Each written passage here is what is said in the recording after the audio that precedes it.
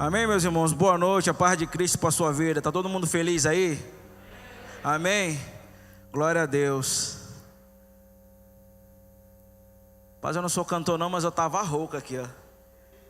Quando começa esses louvores que expressam a majestade do nosso Deus, nós somos contagiados por a sua glória, por sua presença. Amém, meus irmãos? Mas eu gostaria que você abrisse a sua Bíblia no livro, na carta do apóstolo Paulo aos Filipenses, no capítulo número 4. Nós vamos ler do versículo 4 ao 6. Filipenses 4, do versículo 4 ao 6. E você que trouxe a Bíblia de papel, gostaria que você deixasse aberta mesmo ela, porque nós vamos trabalhar muito a Bíblia. Nós vamos usar todos os capítulos dessa carta. E se você está usando aplicativo no celular, cara, coloca aí no modo avião, que é para ninguém te atrapalhar, amém? Amém? Obrigado.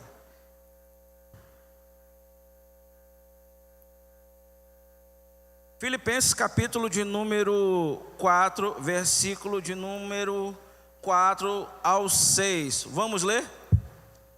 Está escrito assim: alegrem-se sempre no Senhor. Repito, alegrem-se.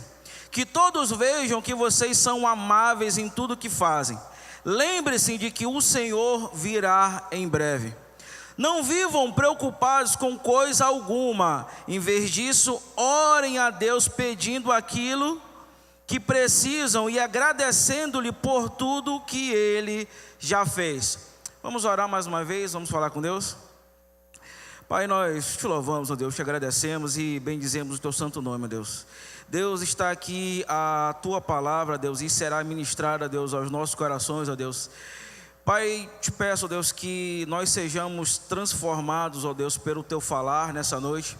E que essa alegria, Deus, inexplicável, Deus, ela venha a ser derramada nas nossas mentes e nos nossos corações, ó Deus.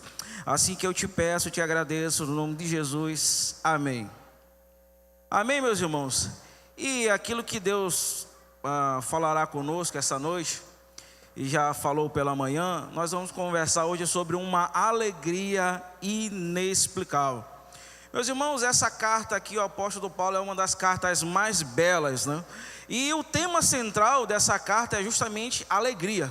Então, para essa mesma igreja, nessa carta que tem 4 capítulos, ele fala 16 vezes para a igreja dos Filipenses, diz: olha, alegrem-se, estejam alegres no Senhor. É uma alegria triunfante. E, meus irmãos, e hoje nós vamos, nosso sermão está bem batista, né? Tem 3 pontinhos, né? Nós vamos ver a alegria, a marca distintiva do povo de Deus, os ladrões da nossa alegria e exercitando o contentamento em Deus. Mas eu quero aqui fazer uma pergunta pessoal. Bem verdade é que nós não gostamos de perguntas pessoais, porque às vezes dá a impressão de que está invadindo a nossa privacidade, né, que está nos colocando na parede, né, que está nos encurralando. Mas é necessário nessa noite fazer essa pergunta para você: você é uma pessoa feliz? Você é uma pessoa feliz? Sua esposa, seu marido, seu marido, né? Seus filhos, a sua família, seus amigos, a sua igreja local, essas pessoas, elas podem garantir que você de fato é feliz? Eu sei que de repente nessa pergunta você já deve estar montando aí alguns mecanismos de defesa aí no seu coração acerca dessas perguntas. E mais uma pergunta: é possível viver alegre neste mundo atual, principalmente neste cenário atual?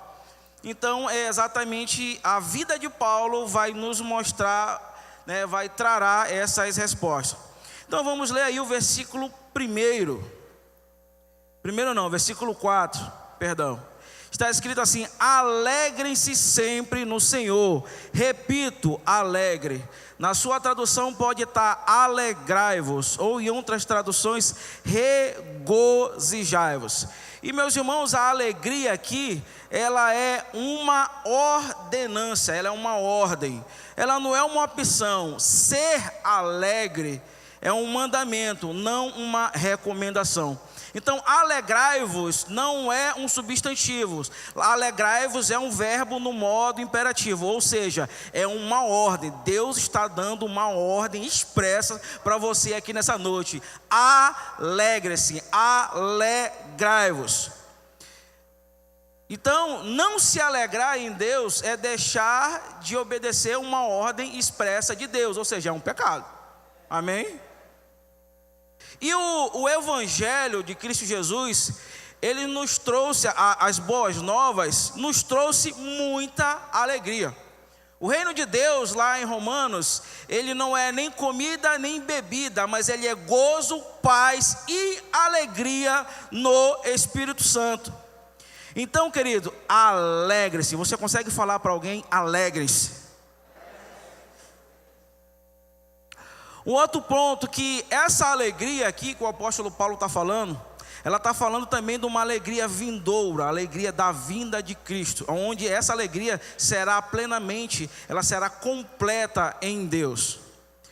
Mas essa alegria, ela é ultra circunstancial, ou seja, ela não depende de circunstâncias. Nós somos desafiados a sermos alegres, apesar das circunstâncias. Não é a ausência de coisas ruins ou a presença de coisas boas que nos tornam alegres. A nossa alegria, ela é transcendental. A nossa alegria, ela não tem nada a ver com essas coisas aqui da terra. A nossa alegria, ela vem do céu, ela vem de Deus e não tem nada a ver com isso que acontece aqui. Ela excede toda a circunstância. E essa alegria, ela é cristocêntrica. Essa alegria, meus irmãos, não é um sentimento, não é uma emoção. Essa alegria é uma pessoa. Essa alegria é Jesus Cristo, a esperança da glória. Ele é a sua alegria. E, meus irmãos, quando eu estava em casa, e às vezes quando eu estou escrevendo em casa, eu estou estudando, às vezes ou um dos meus filhos ou a minha esposa, sempre alguém cola do lado para saber o que eu estou fazendo e faz algumas perguntas. E eu falando para minha esposa, né, e exatamente isso que vocês acabaram de ouvir, enquanto eu estava escrevendo, na verdade digitando, né, hoje em dia. E eu perguntei para ela, falei: amor, o que você entende sobre alegria? Olha o que ela me disse. Nossa alegria é oriunda da certeza de ter um Deus de alegria, que habita em nós e que é superior a todas as circunstâncias. Nós já podemos ir embora para casa. E eu fiz também, meus irmãos, uma pesquisa em casa. E eu perguntei. Lembra que eu fiz uma pergunta para você? Se as pessoas que estão ao seu redor, se elas podem garantir se você é alegre? Eu fiz em casa também. E eu perguntando para minha filha, a Julie, que está aqui, eu perguntei: filha, você acha o papai feliz? Você acha o papai alegre? Ela disse: nossa, papai, o senhor é um cara muito alegre. É difícil ver o senhor assim, mal-humorado. É muito difícil, o senhor é muito alegre. Para mim, o senhor é muito alegre. Eu disse amém. E eu perguntei para minha esposa: amor, você me considera uma pessoa alegre? Ela falou: sim, meu amor, eu considero você uma pessoa muito alegre. E isso me incomoda. Aí eu fiquei: por que te incomoda? Porque às vezes as coisas estão difíceis, a casa está balançando, parece que a casa vai cair e você está todo o tempo alegre. E isso é uma prova que a nossa alegria não depende das circunstâncias. A nossa alegria é o Deus habitando dentro de você. No versículo de número 5 está escrito assim: que todos vejam que vocês são amáveis em tudo que fazem. Lembre-se que o Senhor virá em breve. João, lá no capítulo 13, 35, ele disse assim, Nisto todos conhecerão que sois meus discípulos, se amardes uns aos outros. Ou seja, uma marca da alegria também é o amor pelo próximo. E essa alegria também, o apóstolo Paulo está falando de uma alegria vindoura, ou seja, nós somos alegres aqui nessa terra, mas essa alegria ela vai ser perfeita no dia que nós estivermos com Cristo. E, mais uma vez, você se considera uma pessoa alegre? Você é alegre, apesar das circunstâncias? Mas bem verdade é, meus irmãos, que dentro dessa alegria sempre aparece alguns ladrões dessa alegria. Sempre tem algo que quer nos roubar dessa alegria. Então eu classifiquei aqui alguns ladrões. O primeiro ladrão é exatamente esse: as circunstâncias da vida.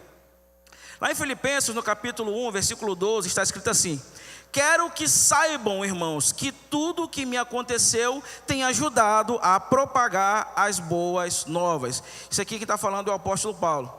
Há várias questões da nossa vida que fogem do nosso controle. Às vezes são mortes inesperadas, são perdas de familiares, de amigos, separações, traições, perdas financeiras, falências, doenças, tragédias, acidentes, pandemias, essa qual que nós estamos vivendo nesse momento. E isso são circunstâncias que acontecem, né? São circunstâncias da vida que acontecem.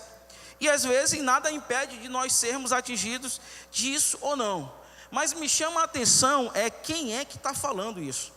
Quem é que disse: olha, quero que saibam, meus irmãos, que tudo o que me aconteceu tem ajudado a propagar as boas novas.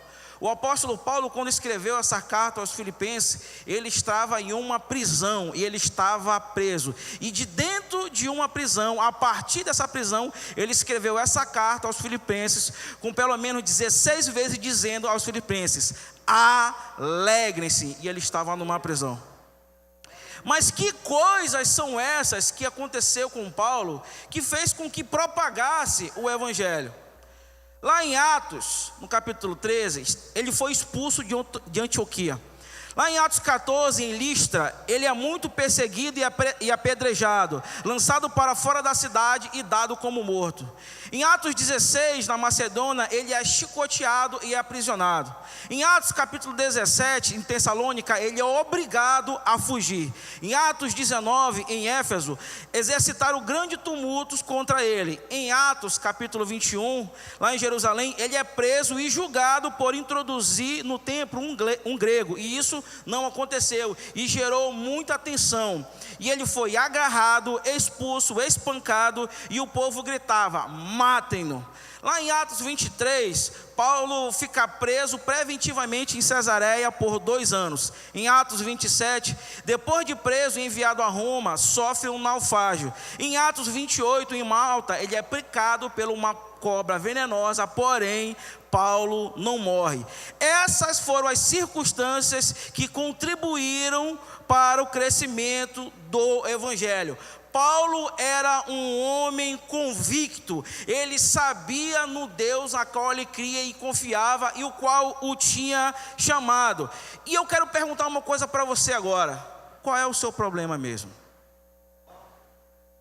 Qual é a sua dificuldade mesmo? Tudo isso aconteceu com Paulo e nenhuma delas foi impedimento dele parar, e nenhuma delas foi impedimento dele deixar de ser alegre no Senhor. Apesar das circunstâncias da vida, é a mão de Deus que guia o meu e o seu destino.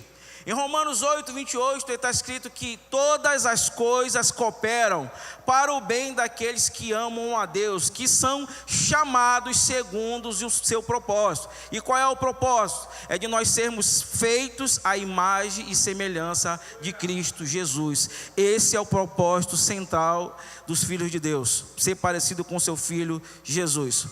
E meus irmãos, uma aplicação: imagine você que uma mãe está fazendo um bordado.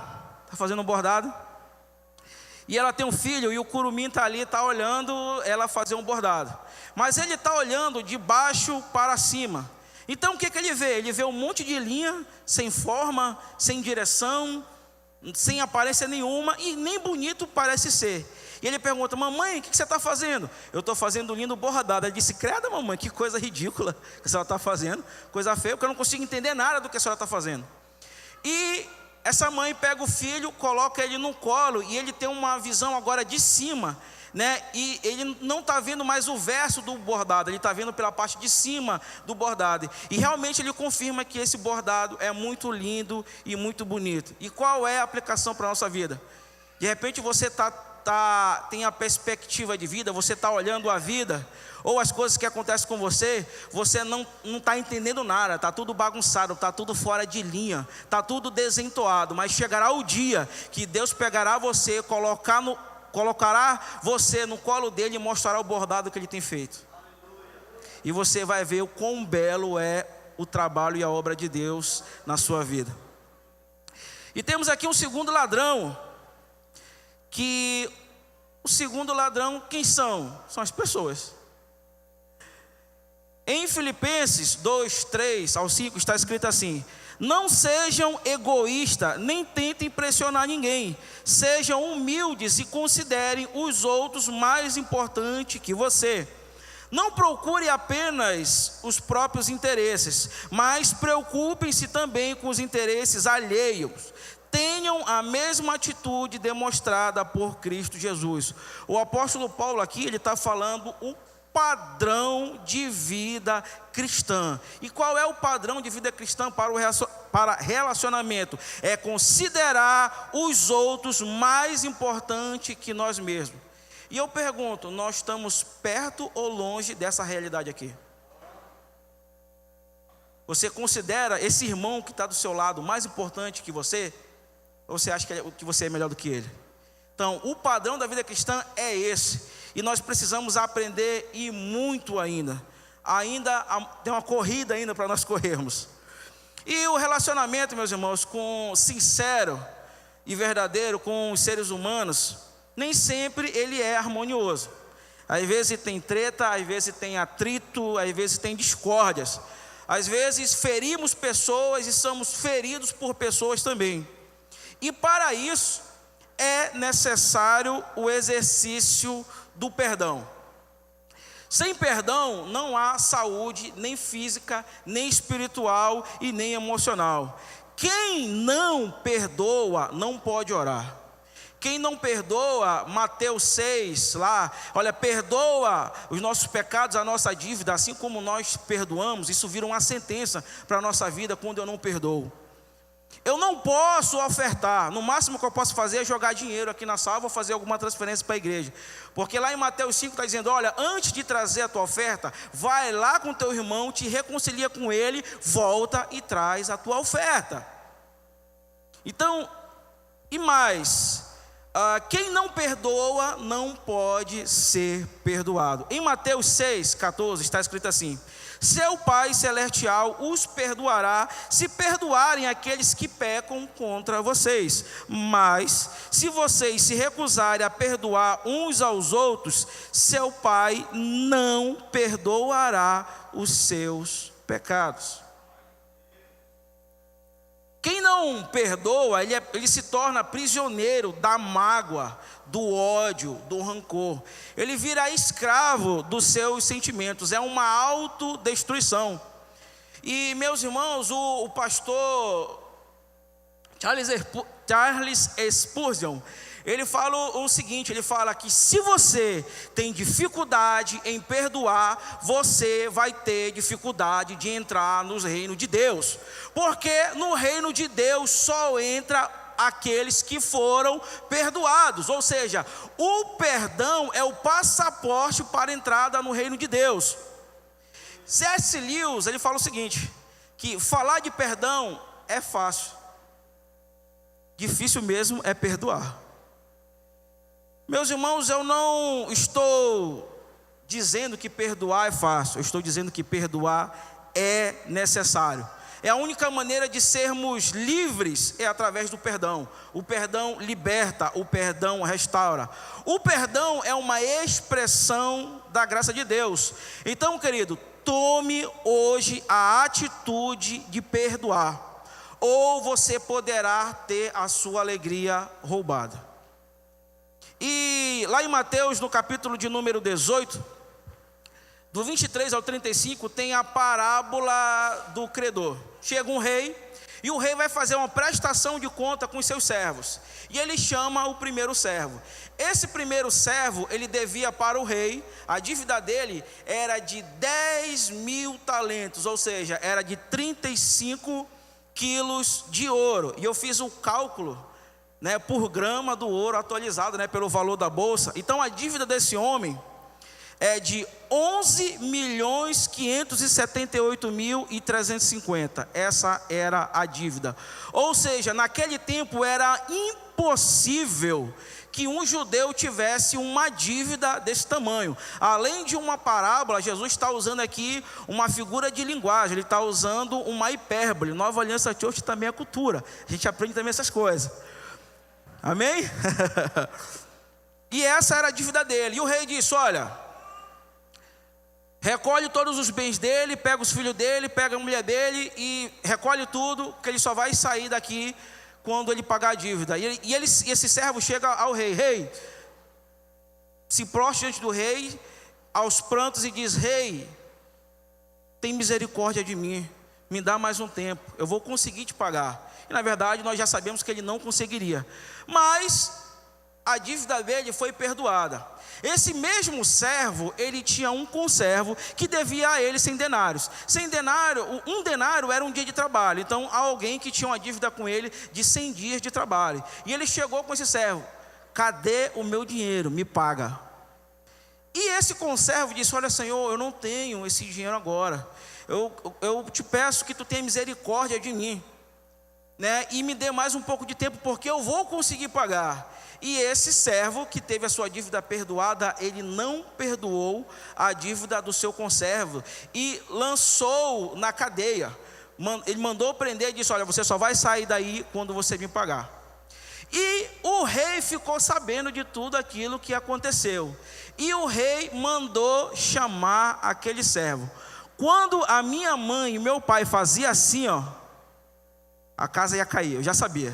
Ei, moço, vem cá, quero conversar com você. Principalmente quando ela chamava pelo nome completo, eu já sabia.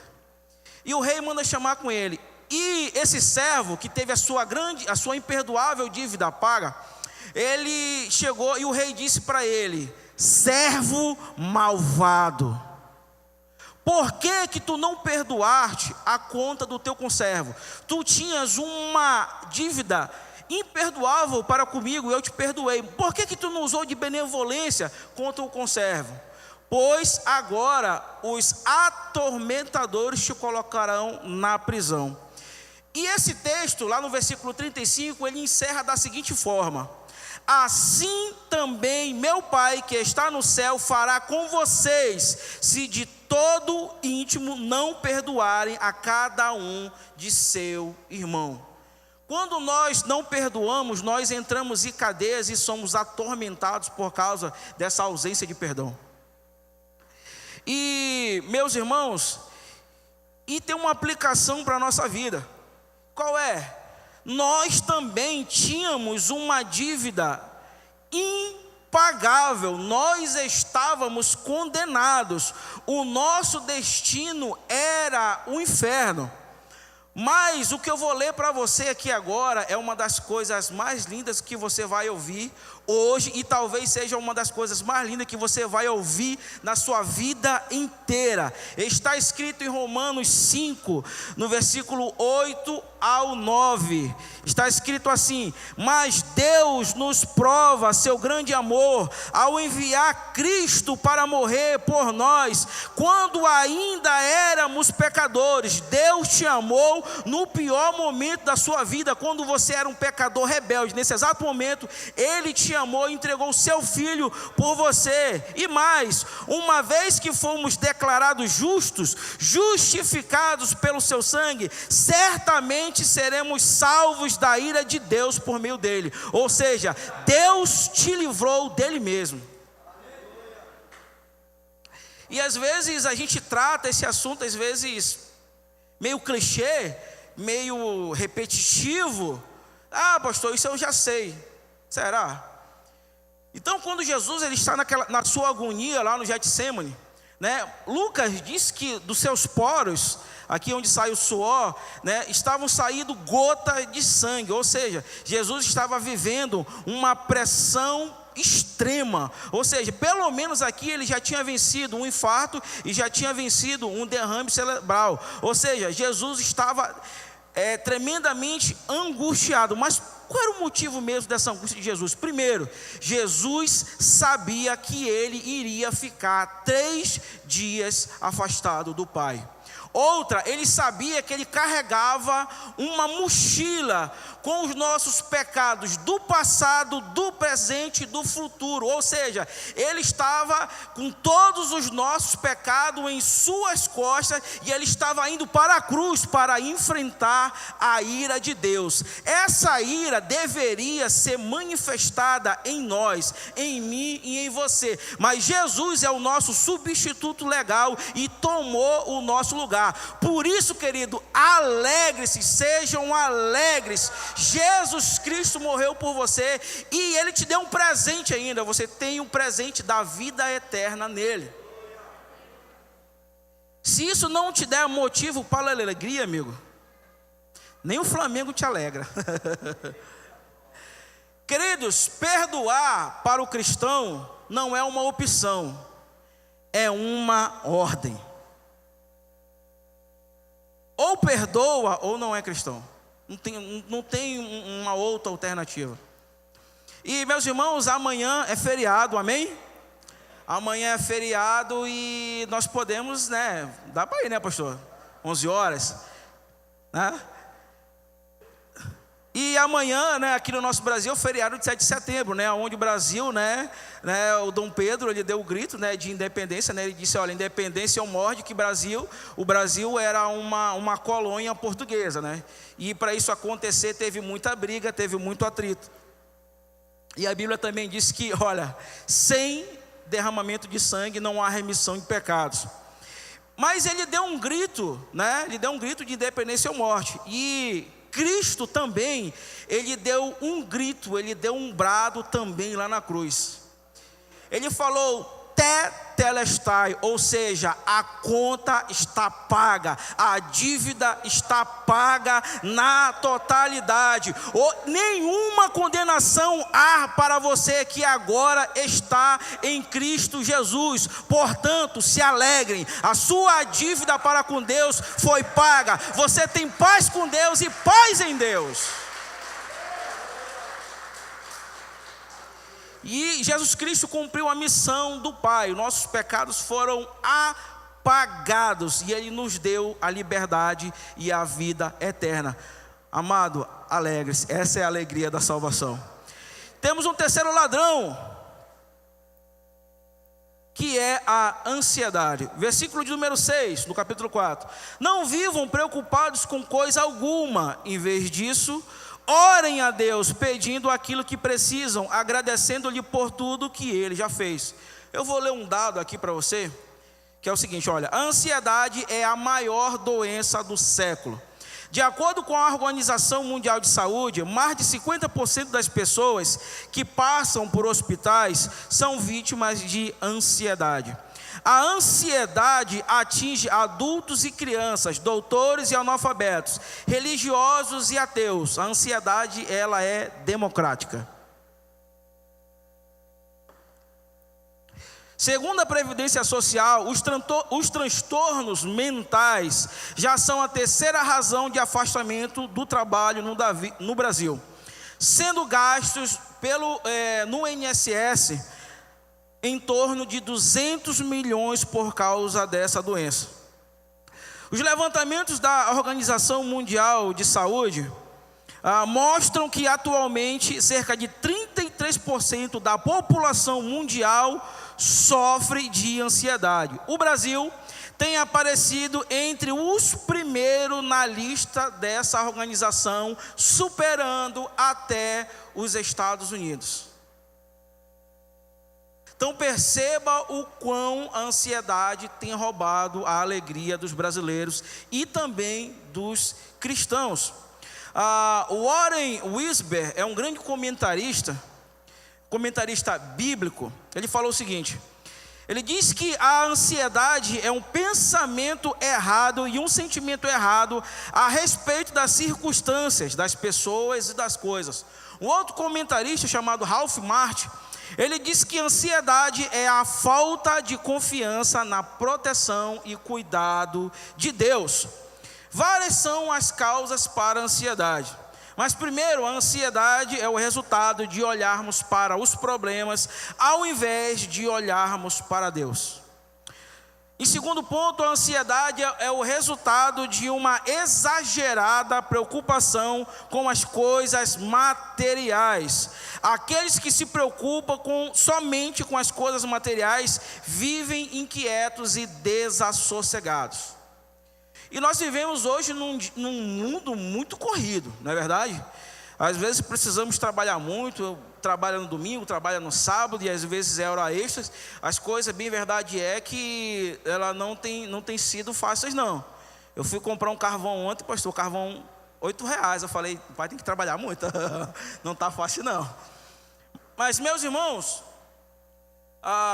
o apóstolo Paulo vai falar que o amor ao dinheiro, ele é a raiz de todos os males. Querido, isso não significa dizer que você não deva ter um plano financeiro, né, um planejamento financeiro, que você não queira, por exemplo, ter um carro melhor, uma casa melhor, uma roupa melhor, viver uma vida mais confortável aqui até a vinda de Cristo. Não é isso. O problema é quando nós esquecemos de todas as coisas, nos esquecemos até de Deus e gastamos toda a nossa vida em trabalho e correndo atrás de dinheiro.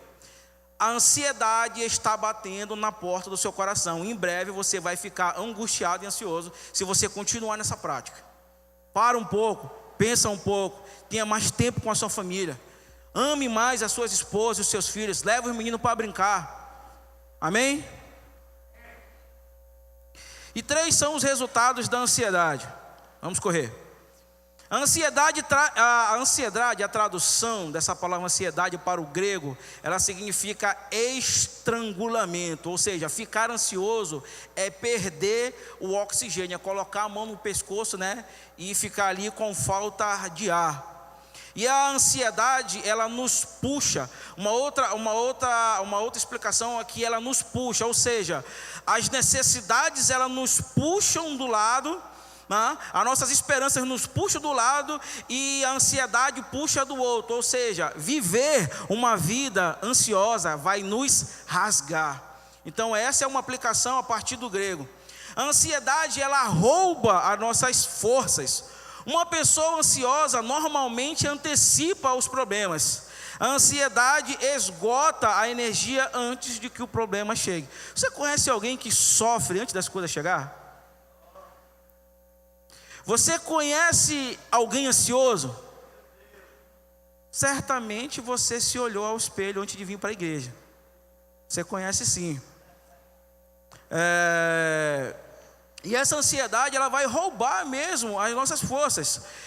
Jesus disse: olha, não estejais inquietos por qualquer coisa, cabe a cada dia o seu mal. Irmão, por que as coisas ainda nem aconteceram e tu já está sofrendo?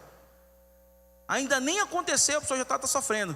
E a ciência, Calil, mostra, eu estava lendo, que 70% das causas das nossas ansiedades nunca acontecerão. Está sofrendo à toa, irmão. Estamos sofrendo à toa. E a ansiedade excessiva, compulsiva e descontrolada é o resultado de orarmos pouco. Esse é o resultado de orar pouco. Porque o apóstolo Paulo agora, ainda no capítulo 6, ele dá a doença, ele dá o diagnóstico, e ele vai dar agora o remédio. Qual é o remédio? A oração é o remédio divino para a cura da ansiedade. Deus apenas não dá uma ordem: não andeis ansiosos. Olha o verbo, andeis, ele está no modo imperativo, é uma ordem de Deus para a nossa vida. Não andeis ansiosos.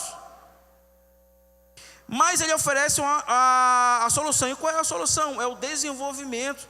né, de relacionamento com Ele através da oração e através do estudo das Escrituras. E o profeta Daniel, meus irmãos, ele foi... Olha a acusação sobre ele, olha a acusação, Calil, sobre ele. Ele foi acusado de orar muito, olha.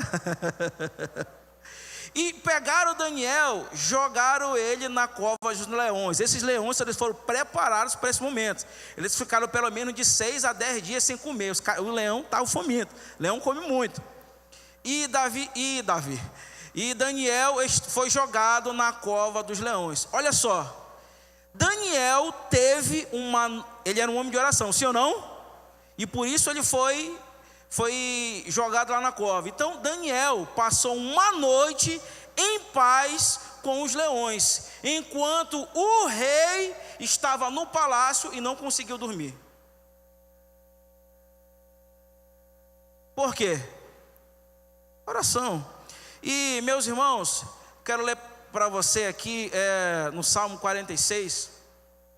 Diz que Deus é o nosso refúgio e fortaleza, socorro bem presente na angústia. Mesmo que a terra se mude, mesmo que os montes se abalam, mesmo que as águas bramem e espumem pela sua braveza, há um rio cujo as correntes alegram a cidade do Senhor, a cidade, a morada santa do Altíssimo. Deus está no meio dela, não será abalada. Deus a ajudará desde o raiar até a alva. Bramam nações e reinos se abalam. O Senhor dos exércitos está conosco. O Deus de Jacó é o nosso refúgio. Vinde e contemplai a desolação que Ele tem feito na terra. Ele faz cessar a guerra até os confins da terra, quebra o arco e corta a lança, e queima os carros no fogo. E a palavra do Senhor para você é essa: aquietai-vos e sabeis que o Senhor é seu Deus. Será exaltado entre as nações, será exaltado na terra. O Senhor dos exércitos está conosco. O Deus de Jacó é o nosso refúgio. E Ele está falando para você que está vivendo ansioso: filho, filha, não andeis ansiosos, esse é o seu Deus. Quando nós conhecemos, meus irmãos, quem Deus é, a ansiedade ela tem que bater em retirada do nosso coração. E se você perceber que essa ansiedade está brotando no seu coração, você já sabe qual é o remédio. Ore, apresente a Deus com oração, com súplicas, com gratidão. Vamos para o último ponto, que é o exercitando o contentamento em Deus.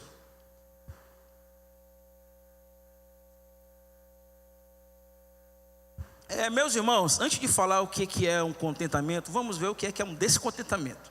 Fica melhor de aprender. O descontentamento ou a falta de contentamento está presente nos corações dos homens desde o Éden. A incredulidade, ela é a raiz do descontentamento. Assim como Adão e Eva, nós nos tornamos descontentes porque acreditamos que Deus não está nos dando o melhor que Ele poderia nos dar. Às vezes nós temos a impressão de que Deus está negando algo que nós queríamos e que esse algo seria crucial para que nós fôssemos felizes. Perceba, meus irmãos, quão perigoso é o descontentamento, a ponto de nós chamarmos Deus de mentiroso. Como se Deus não fosse um Deus poderoso, capaz de suprir todas as nossas necessidades. Olha o que o autor em Hebreus 13, no versículo 5 diz: não amem o dinheiro, estejam satisfeitos com o que têm, porque Deus mesmo disse: nunca o deixei e jamais o desampararei. Deus cuida da sua vida, Deus cuida de você em todos os momentos. E, meus irmãos, teve uma vez que, se eu não contei de manhã, teve uma vez que a minha esposa, ela foi para uma reunião de oração, tem um tempo, acho que tem uns 3 anos isso, tem uns 3, 4 anos. Ela foi para uma reunião de oração, né, com umas amigas dela, né, e é aquelas irmãs do reteté, entendeu? É as irmãs do fogo. E lá na oração, teve uma senhora que era pastora, que se dirigiu a ela e não conhecia ela. Essa senhora era pastora no interior, mas enfim, e ela disse uma coisa para minha esposa. Ela disse: olha, eu não conheço você, eu não sei quem você é, mas Deus me deu uma visão com o seu esposo. Ela nem sabia que ela era casada, talvez percebeu por causa da aliança. Mas ela disse: olha, Deus me deu numa visão o seu esposo de moto, num sinal, o sinal abria, ele avançava, o carro vinha e batia nele. E o Senhor está dando livramento para ele. Nisso, irmão, eu não estou sabendo de nada. E ela não me falou nada. Ficou em off, né? Ela disse, depois ela me falou que ela é meio cética para essas coisas. E meus irmãos, a mulher nem me conhecia e ela nem sabia que eu tinha moto. E estou indo para o trabalho e perto da fábrica, né, estou eu num sinal e um sinal parado. E o sinal abre. Nisso que o sinal abre, né, eu espero um pouco aquele sinal ficar verde, né, e era um cruzamento. E passa um rapaz numa moto do meu lado. E ele sai primeiro do que eu, ou seja, ele já vinha atrás com uma certa velocidade.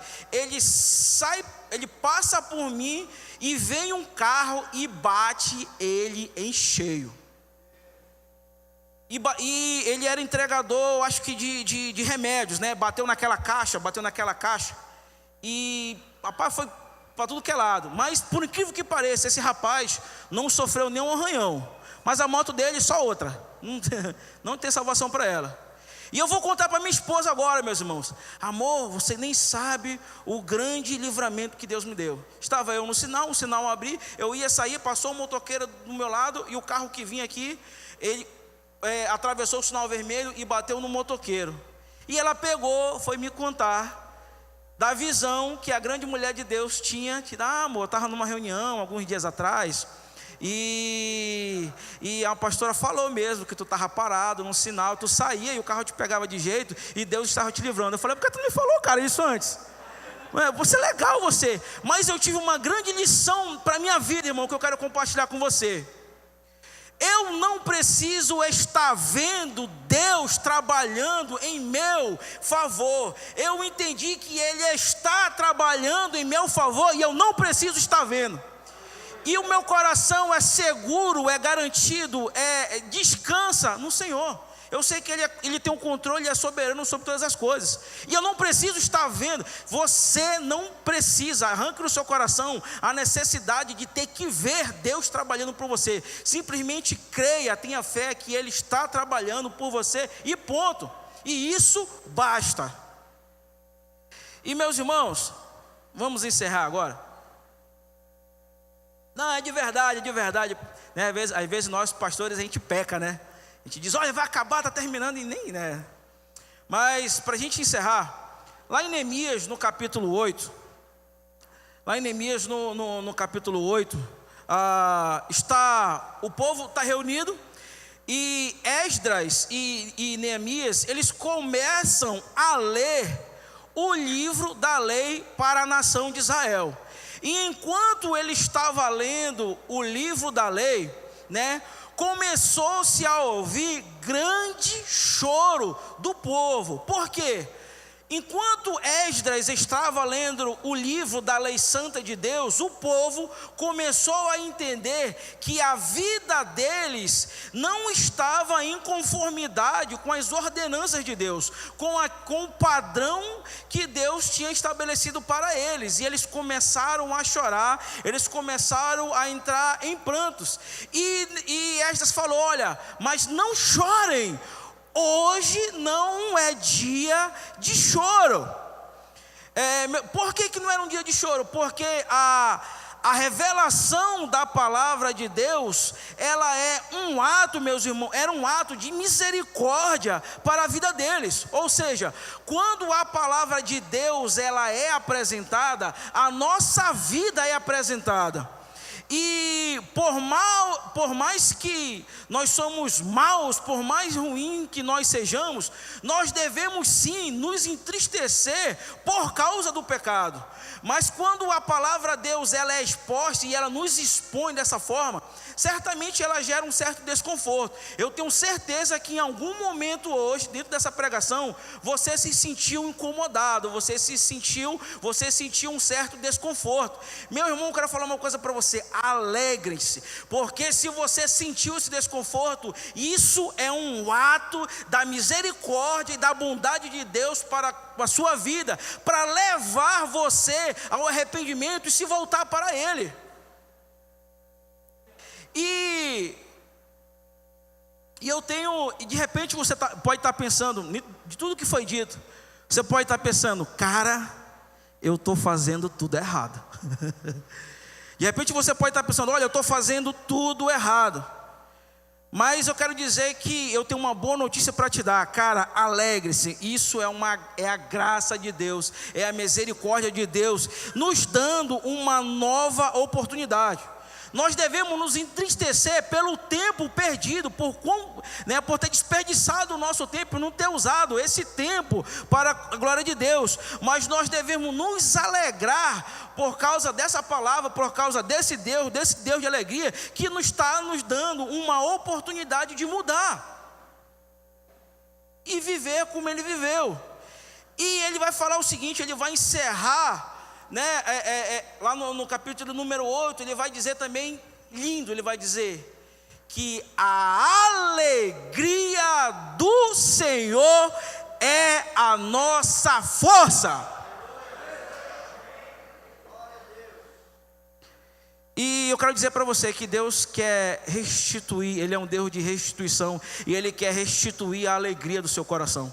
Ele quer que você seja um filho, uma filha de Deus, alegre, contente, que descanse nele, que confie nele, que tenha fé nele, que coloque toda a sua confiança nele, porque Ele tem cuidado de nós, Ele tem cuidado de você em todos os aspectos, nas mínimas coisas da sua vida, Deus tem cuidado de você. Portanto, meus irmãos, sejam alegres, a alegria do Senhor é a nossa força, é a alegria do Senhor em nós que vai nos fortalecer para enfrentar a vida, para enfrentar os problemas, para enfrentar as dificuldades da vida, e você tem uma alegria que ela excede todas as outras alegrias, que é uma alegria inexplicável, que é a alegria da salvação em Cristo Jesus. E só aqueles que são alegres no Senhor se expresse a Deus na medida que você é alegre.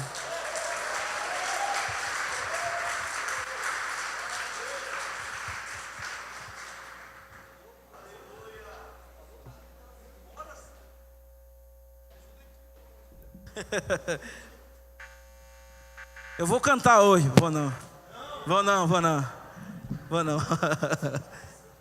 Melhor não, né, irmão? Meu Deus.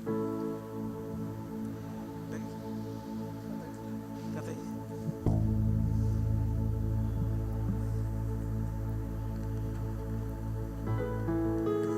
Meu Deus. Isso tudo é para evitar que o Paulo Jean cante. Vamos ficar de pé, igreja? Vamos se alegrar, né? Vocês estão felizes aí depois dessa palavra, amém? Amém!